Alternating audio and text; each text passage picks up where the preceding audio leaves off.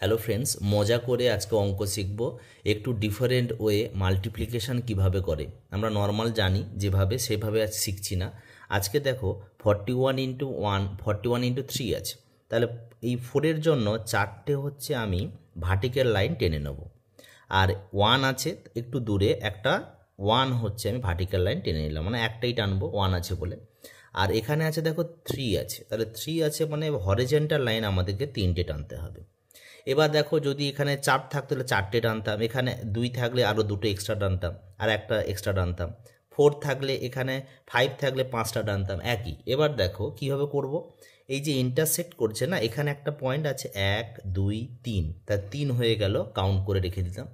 একই রকম এখানে কটা আছে দেখো, 1 2 3 4 5 6 7 8 9 10 11 12, তাহলে 12 এটাই বসিয়ে দিলে আমার আনসার হয়ে যাবে মাল্টিপ্লিকেশন।